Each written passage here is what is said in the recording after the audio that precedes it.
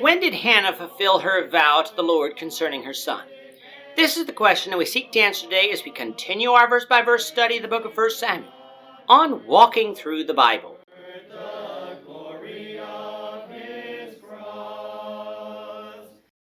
Today we're going to be discussing 1 Samuel chapter 1, verses 19 to 28. But before we do that, let's read the passage. If you have a Bible with you, turn to 1 Samuel chapter 1, verse 19. But if you don't have a Bible, don't worry. Just follow along with us on the screen.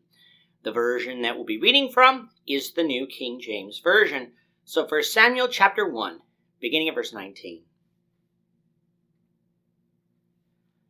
Then they rose early in the morning and worshipped before the Lord, and returned and came to their house at Ramah. And Elkanah knew Hannah his wife, and the Lord remembered her. So it came to pass in the process of time that Hannah conceived and bore a son, and called his name Samuel, saying, Because I have asked for him from the Lord. Now the men Elkanah and all his house went up to offer to the Lord the yearly sacrifice and his vow. But Hannah did not go up, for she said to her husband, Not until the child is weaned, then I will take him, that he may appear before the Lord and remain there forever.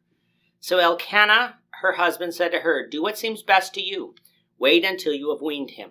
Only let the Lord establish his word. Then the woman stayed and nursed her son until she had weaned him.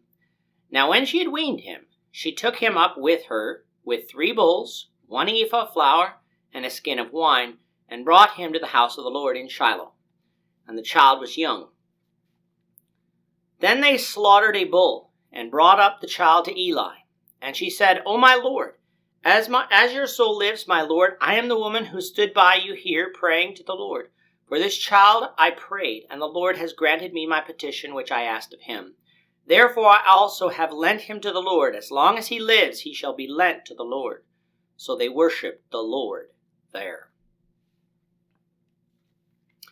In our last lesson, we had Hannah, the wife of Elkanah, in Shiloh at the tabernacle praying. She was in anguish because her womb was closed and she couldn't bear children, a fact that Peninnah, Elkanah's other wife, ridiculed her for. During her prayer, she prayed that if the Lord would give her a son, that she would devote him to the service of the Lord all the days of his life. This was a rather large sacrifice on Hannah's part because, for one, she hadn't been able to bear children, and so giving up her only son in service to the Lord could be gut-wrenching. But the second reason is that because this would be her first son, he would already be devoted to the Lord, and as such couldn't be redeemed like other vows could. So if the Lord gave her a son, she couldn't later change her mind. She would have to follow through. But notice that Hannah left it up to the Lord as to whether he would give her a son.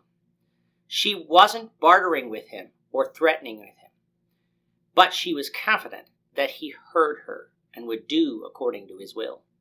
Coming to verse 19, we see that God did give Hannah a son, whom she named Samuel. Samuel does not mean asked from God, as verse 20 might imply, but rather heard from God, showing us that Hannah recognized that the Lord had heard her cries and given her what she had asked for.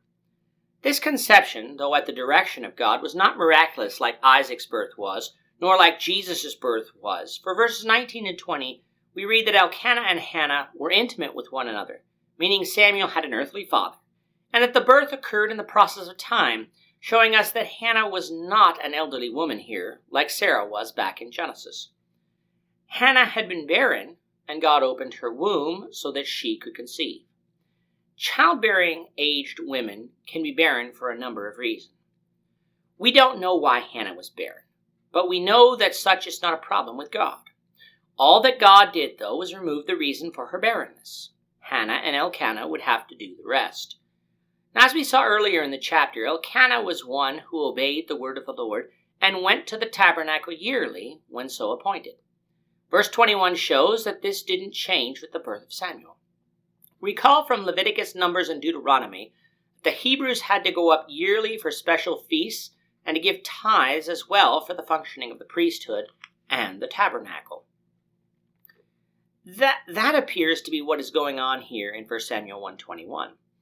However, Hannah doesn't go, saying that she will not go until Samuel is weaned, meaning that nursing is over. Was Hannah trying to renege on her vow? No, not at all. Women didn't serve at the tabernacle with the priests, though some women would be there.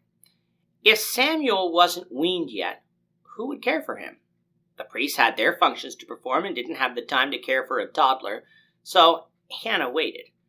Now, the weaning age for infants in that time was different than today, whereas today the weaning process may begin around 18 months. In those days, it could be until the child is 4. The fact is that we don't know how old Samuel was when he was weaned, but we do know that when he was brought to the tabernacle in order for Hannah to fulfill her vow. And so it was that along with Samuel, they took 3 bulls, 1 ephah of flour, and a skin of wine to offer as offerings as well. And when you look back at Numbers 15, verses 9 and 10, this is exactly what the proportions were that this type of sacrifice required. For there we read, "And you make an offering by fire to the Lord, a burnt offering or a sacrifice to fulfill a vow, or as a freewill offering, or in your appointed feast, to make a sweet aroma to the Lord from the herd of the flock." Skipping to verse 9. "Then shall be offered with the young bull a grain offering of 3/10 of an ephah of fine flour mixed with a half hin of oil. And you shall bring it as a drink offering, half a hin of wine as an offering made by fire, a sweet aroma to the Lord." It shouldn't surprise us that Elkanah offered what was expected in the proper manner, for Elkanah and Hannah were people of faith. But of course, this trip wasn't a regular trip, for Hannah had to explain to Eli what was about to happen. She explained to him who she was, that she was that woman who a few years back was praying for a child. She said that she would vow this child to the Lord if he would grant her one, and he did. So that day she was there to lend him to the Lord for as long as he lives. Now, our English translation really doesn't do Hannah's explanation justice when it uses the phrase lent to the Lord, for that might make it seem as if Hannah is giving to the Lord that which is hers and not that which is his. In the Hebrew, though, Hannah is really using the same verb 4 times in verses 27 and 28, though in different conjugations, and therefore the same sense must be maintained throughout. In verses 27 and 28, her words are, "For this child I prayed, and the Lord has granted me my petition which I asked him. Therefore I also have lent him to the Lord as long as he lives. He shall be lent to the Lord." The conjugation translated "to give back what was asked" literally means to make to ask, and so to give or lend anything asked.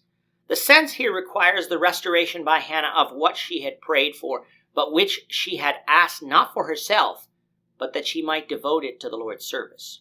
So in this, Hannah is giving back to the Lord that which she asked for, that was in fact the Lord's to begin with. Samuel was going to be the Lord's forever, because that is what Hannah had asked for. The chapter concludes by telling us that they worshiped the Lord there, a point we will pick up with, the Lord willing, in the next lesson. With that, our time is up for today. The Lord willing, we hope you'll join us for tomorrow's discussion of 1 Samuel chapter 2, verses 1 to 11, as we continue our walk through the Bible, one verse at a time.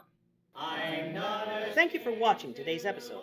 We hope that you found it edifying and ask that you not only subscribe to our channel and podcast, but that you like and share this episode among your friends, so that the saving gospel of Jesus Christ can go out to the whole world.